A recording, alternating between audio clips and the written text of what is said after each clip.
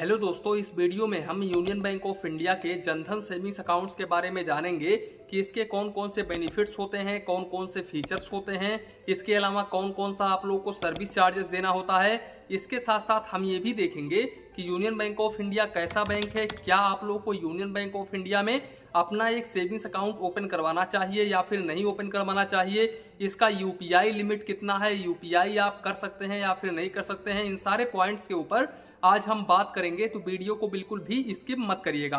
Video start करते हैं। जानकारी के लिए हम आप लोगों को बता दें कि union bank of India government sector का बैंक है। इसके अलावा काफी सारे लोगों के मन में एक सवाल होता है, डाउट होता है कि अगर मैं यूनियन बैंक ऑफ इंडिया में अपना एक सेविंग्स अकाउंट ओपन करवाता हूं तो क्या मेरा पैसा सुरक्षित होता है या फिर नहीं होता है। तो जानकारी के लिए हम आप लोगों को बता दें कि इंडिया में जितने भी बैंक हैं सभी के सभी बैंक डीआईसीजीसी से इंश्योर होते हैं।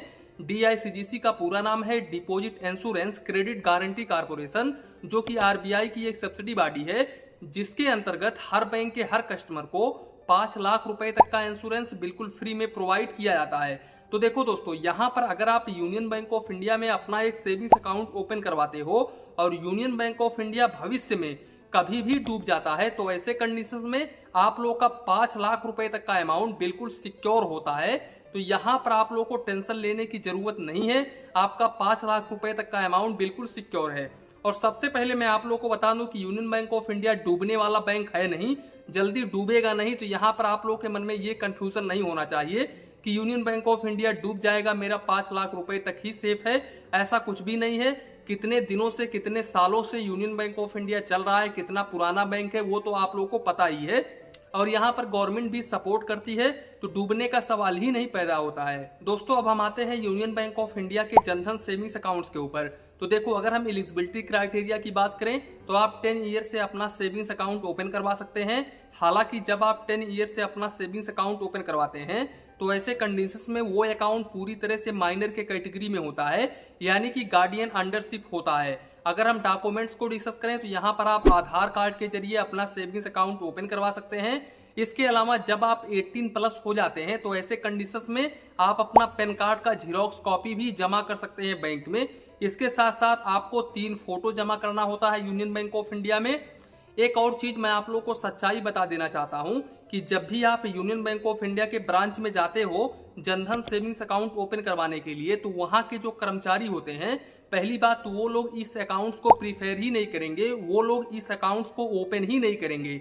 सीधे सीधे बोलेंगे आपसे कि आप रेगुलर सेविंग्स अकाउंट ओपन करवा लो, जनधन सेविंग्स अकाउंट मत ओपन करवाओ, इसमें काफी सारा लिमिट होता है, आप पैसे नहीं जमा कर पाएंगे ज्यादा, आप ना ही तो ज्यादा निकाल पाएंगे। ऐसे काफी सारे बातों से आपको उलझाएंगे और ज्यादातर करके वो लोग यही सोचेंगे कि आप रेगुलर सेविंग्स अकाउंट्स ओपन करवा लो, ना कि जनधन सेविंग्स अकाउंट। तो यहाँ पर मैं आप लोगों को यही कहना चाहूंगा कि अगर आप यूनियन बैंक ऑफ इंडिया के ब्रांच में जाते हो तो उनसे सीधे सीधे बोलो कि मुझे जनधन सेविंग्स अकाउंट ओपन करना है। अगर आपको जनधन सेविंग्स अकाउंट ओपन करना है तो अगर वो लोग बोलते हैं कि नहीं ओपन होता है, इस तरह का कोई भी अकाउंट नहीं है, तो आप सीधे यूनियन बैंक ऑफ इंडिया के वेबसाइट पर जा करके उनको दिखा सकते हैं कि देखो यूनियन बैंक ऑफ इंडिया का बीएसबीडीए सेविंग्स अकाउंट है, जनधन सेविंग्स अकाउंट है, आप कैसे बोल रहे हैं कि नहीं ओपन होता है।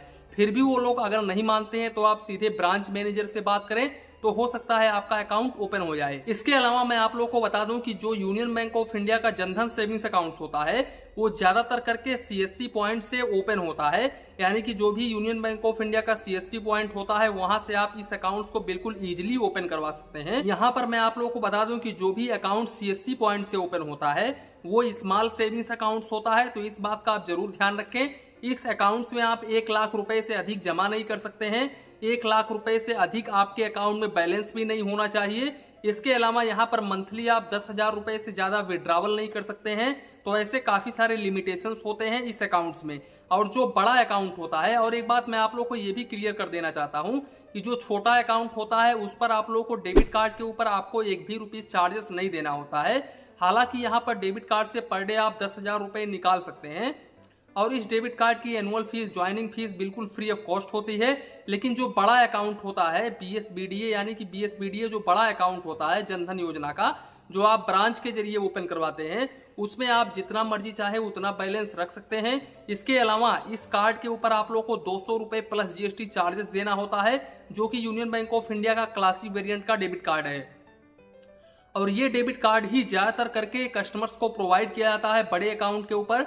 और यहाँ पर इस डेबिट कार्ड की लिमिट 25,000 रुपए होती है, यानी कि 25,000 रुपए आप पर डे निकाल सकते हैं। 50,000 रुपए तक आप ऑनलाइन ट्रांजेक्शन कर सकते हैं।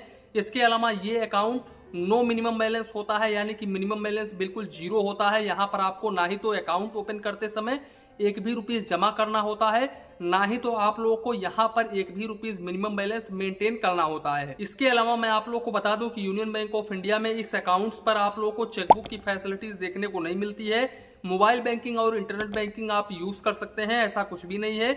इसके अलावा मैं आप लोगों को बता दूं एसएमएस अलर्ट के ऊपर आपको एक भी रुपीस चार्जेस नहीं देना होता है, बिल्कुल फ्री ऑफ कॉस्ट होता है। इसके साथ साथ यहाँ पर मैं आप लोगों को बता दूं कि आप यूपीआई ट्रांजेक्शन्स भी कर सकते हैं यहाँ पर। लेकिन अब यहाँ पर अगर जनरल की बात करें, जनरल अकाउंट्स की बात करें, तो आप पर डे 1 लाख रुपए तक यूपीआई कर सकते हैं। लेकिन जनधन सेविंग्स अकाउंट्स के ऊपर अगर आप मल्टीपल ट्रांजेक्शन्स ज्यादा करते हैं तो ऐसे कंडीशंस में आपका अकाउंट फ्रीज भी हो सकता है। तो यहाँ पर मैं आप लोगों को कहूंगा कि आप 1-2 बार ही ट्रांजेक्शन्स करें। हालांकि भले ही आप 4,000 5,000 रुपए दिन में ट्रांजेक्शन्स करते हैं, लेकिन फिर भी अगर आपका मल्टीपल ट्रांजेक्शन ज्यादा होता है तो ऐसे कंडीशंस में आपका अकाउंट फ्रीज भी हो सकता है।